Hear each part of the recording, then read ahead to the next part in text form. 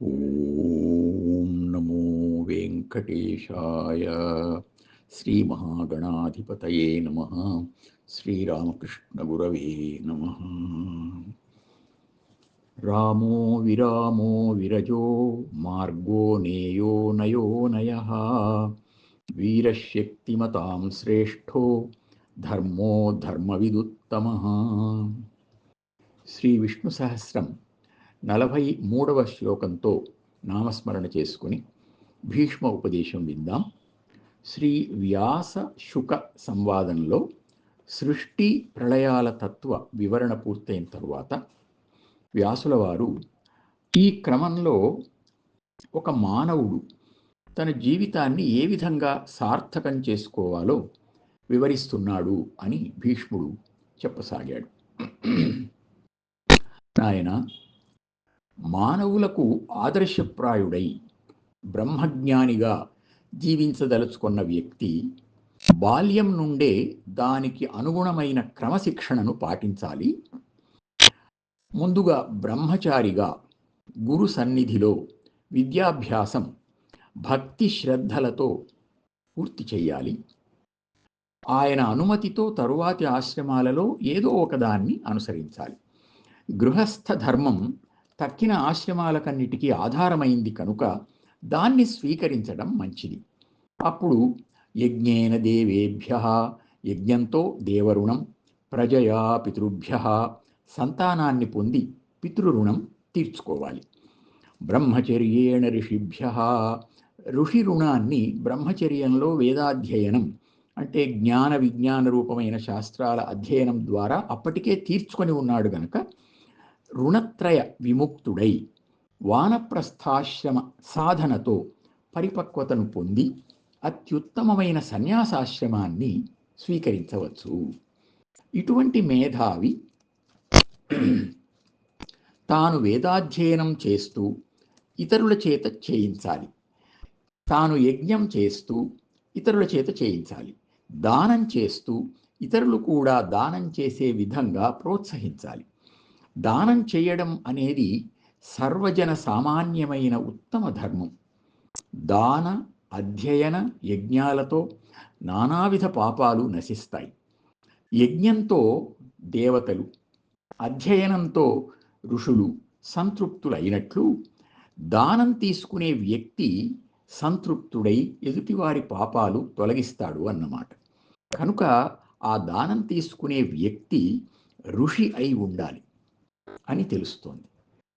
అటువంటి అర్హులైన ఋషులకు గోవులను, ధన కనకాది ప్రశస్త వస్తువులనే కాదు ప్రాణాలను కూడా సమర్పించిన మహాత్ములున్నారు. కాశ్యుడు అనే రాజు తన ప్రాణాన్నిచ్చి ఎదుటి ప్రాణాన్ని రక్షించాడు.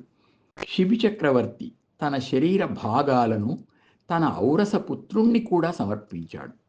కాశీపతి అయిన ప్రతర్దనుడు తన కళ్ళను దానం చేశాడు. జనకుడు, పరశురాముడు, గయుడు ఆయా సందర్భాలలో సకల భూమండలాన్నే దానం చేశాడు. బ్రహ్మదత్తుడు అనే పాంచాల రాజు నవనిధులలో ఒకటైన శంఖ నిధిని దానం చేశాడు.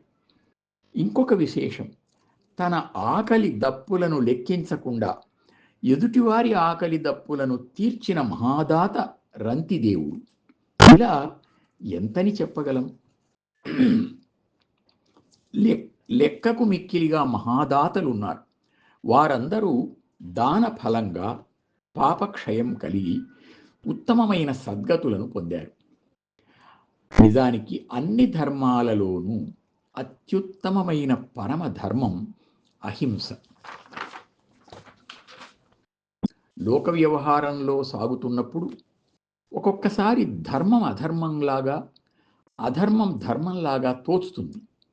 అప్పుడు శాస్త్రం ఏం చెబుతుంది అని తెలుసుకోవాలి.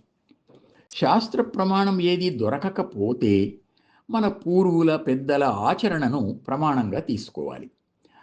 అన్ని సందర్భాలలోనూ అన్ని సందేహాలకు సమాధానం అహింస. ఎదుటివారి మనస్సును కూడా నొప్పించకుండా ఆచరించేదే అహింస. అదే పరమధర్మం. ఈ దృష్టితో జ్ఞానాన్ని పొందడానికి వివేకవంతుడు తన మాటను, మనస్సును నియంత్రించుకొని ప్రయత్నిస్తాడు.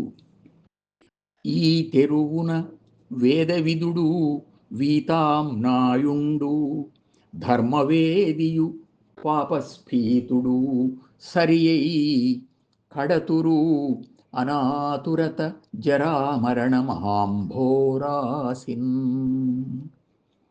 ఈ విధంగా వేదవేత్త అయినా, వేదం తెలియని వాడైనా, ధర్మవేత్త అయినా, పాపాత్ముడైనా ఇద్దరు రెండు విధాల వాళ్ళు సమానమే. జ్ఞానం, ఇంద్రియ నిగ్రహం, మనోనిగ్రహం ఇవే ముఖ్యం. వీటితోనే ఏ ఆందోళన, బాధ లేకుండా జరామరణ రూపమైన ఈ సంసార మహాసముద్రాన్ని అందరూ దాటగలుగుతారు అని వ్యాసుల వారు శుకయోగికి ఉపదేశించాడు అని భీష్ముడు వివరించాడు. ఈ ఘట్టంలో వ్యాసుల వారు గృహస్థ ధర్మం యొక్క గొప్పదనాన్ని ప్రత్యేకించి తెలియజేశారు. అయినా శుకయోగికి ఆ మార్గం రుచించలేదు. ఆయన బ్రహ్మచర్యం నుండే నేరుగా సన్యాసాన్ని స్వీకరించాడు, శుకయోగి అయ్యాడు. దీన్ని బట్టి ప్రతి వ్యక్తి తన అభిరుచికి అనుగుణంగా గృహస్థ ధర్మమో సన్యాస ధర్మమో ఏదో ఒకదాన్ని ఎన్నుకొని ఆ మార్గంలో చక్కగా సంతోషంగా సాధన చేసి, ఆ విధంగా సాధన చేస్తూ జ్ఞాని అయి ఎలాగైనా జ్ఞానాన్ని పొందాలి, జ్ఞాని అయి ముక్తిని పొందాలి అని అర్థమవుతుంది. ఓం నమో వెంకటేశాయ.